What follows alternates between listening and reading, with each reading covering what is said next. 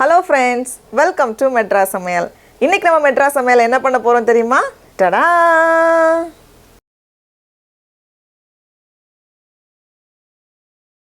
கோடை காலம் ஆரம்பிச்சாச்சு.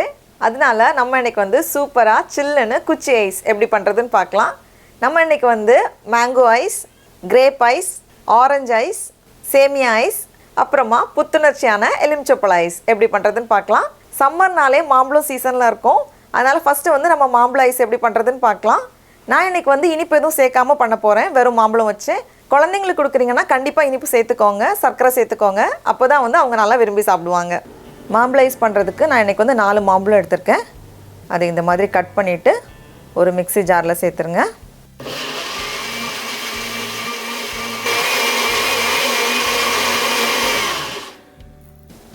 அரைச்சிட்டு குச்சி ஐஸ் பண்ற மோல்ட்ல இதை சேர்த்துக்கோங்க. சேர்த்ததுக்கு அப்புறமா கலர் வந்து அட்டகாசமா இருக்கிறதுக்காக மேலே வந்து கொஞ்சம் ஸ்ட்ராபெரி அரைச்சி சேர்க்க போறேன். இதுலயும் நான் வந்து சர்க்கரை சேர்க்கல. குழந்தைங்களுக்கு கண்டிப்பா சேர்த்துக்கோங்க. 6 போல ஸ்ட்ராபெரியை இந்த மாதிரி மிக்ஸில சேர்த்து அரைச்சிட்டு அதையும் மோல்ட்ல சேர்த்துற வேண்டியதுதான்.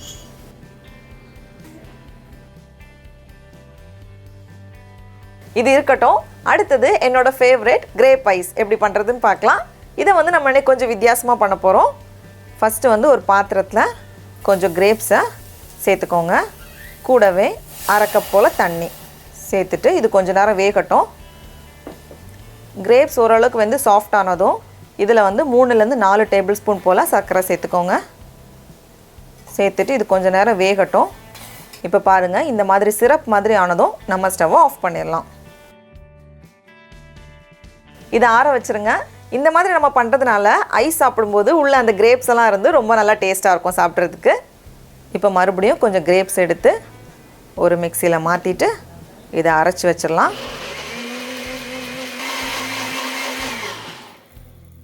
இதில் வந்து நம்ம சர்க்கரை சேர்க்க தேவையில்லை. ஏன்னா நம்ம ஏற்கனவே அந்த சிரப்பில் சர்க்கரை சேர்த்துருக்கோம்.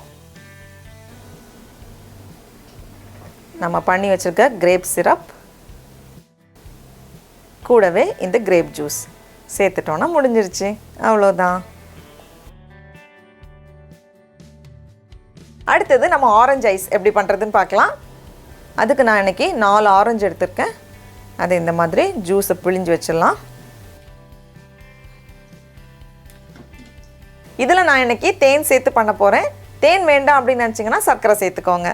தேன் சேர்த்தாலும் ரொம்ப நல்லாயிருக்கும். நம்ம இனிப்புக்கு ஏற்றவாறு தேன் சேர்த்துக்கோங்க. கொஞ்சம் நல்லா இனிப்பாக இருக்கணும். அப்போ தான் குழந்தைங்க விரும்பி சாப்பிடுவாங்க.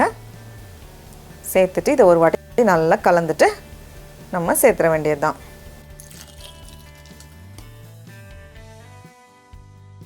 அடுத்தது சேமியா ஐஸ். சேமியா ஐஸ் பண்ணுறது ரொம்ப ரொம்ப ஈஸி தான். ஒரு பேனில் 1லேருந்து 1/2 கப் போல் பால், கூடவே 2 டேபிள் ஸ்பூன் சேமியா எடுத்துக்கோங்க. சேர்த்துட்டு இந்த சேமியா நல்லா வேகட்டும். இப்போ சேமியா நல்லா சாஃப்டாக வெந்ததுக்கு அப்புறமா தான் நம்ம சர்க்கரை சேர்க்கணும்.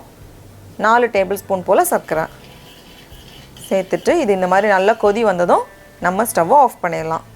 ஆறுனதுக்கப்புறமா இதை வந்து குச்சி ஐஸ் மோடில் சேர்த்துக்கோங்க. அவ்வளோதான். கடைசி ஐஸ் வந்து ஒரு ரெஃப்ரெஷிங் லெமன் ஐஸ். யார் யாருக்கு வந்து லெமன் சோடா, லெமன் ஜூஸ்லாம் பிடிக்குமோ அவங்களுக்கு கண்டிப்பாக இது ரொம்ப பிடிக்கும். இது வந்து ரொம்ப ரொம்ப சுலபமாக செஞ்சிடலாம். அதுக்கு நான் இன்றைக்கி 2 எலுமிச்சப்பழம் எடுத்திருக்கேன். அதை வந்து ஃபஸ்ட்டு ஜூஸ் புழிஞ்சிடலாம். நல்லா இனிப்பாக இருக்கிறதுக்காக தேன் சேர்த்துக்கோங்க. அப்படி இல்லைன்னா நம்ம சர்க்கரையும் சேர்த்துக்கலாம். கூடவே தேவையான அளவு தண்ணி எல்லாத்தையும் சேர்த்துட்டு நல்லா கலந்துட வேண்டியது தான். இன்னும் நல்லா புத்துணர்ச்சியாக இருக்கிறதுக்காக நம்ம வேணும்னா கொஞ்சம் புதினா இலையும் சேர்த்துக்கலாம். அதுவும் ரொம்ப நல்லாயிருக்கும்.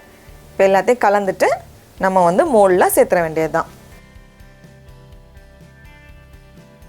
இப்போ இதை மூடி வச்சுட்டு ஐஸ் குச்சியை உள்ளே வச்சிடலாம்.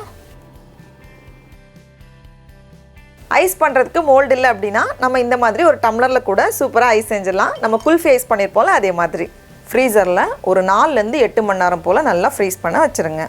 இருக்கட்டும். டடா! நம்மளோட ஐஸ் எல்லாம் சூப்பராக தயாராக இருக்குது. இதை வந்து நம்ம அப்படியே எடுத்தோம்னா குச்சி வந்து சில நேரம் தனியாக வந்துடும்.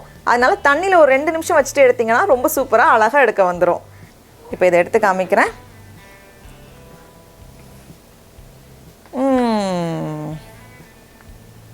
ரொம்ப ரொம்ப சூப்பராக இருக்குது.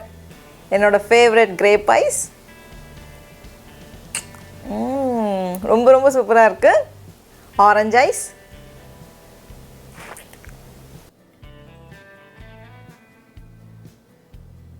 சேமியா ஐஸ் பாருங்கள் எவ்வளோ சூப்பராக வந்திருக்கு.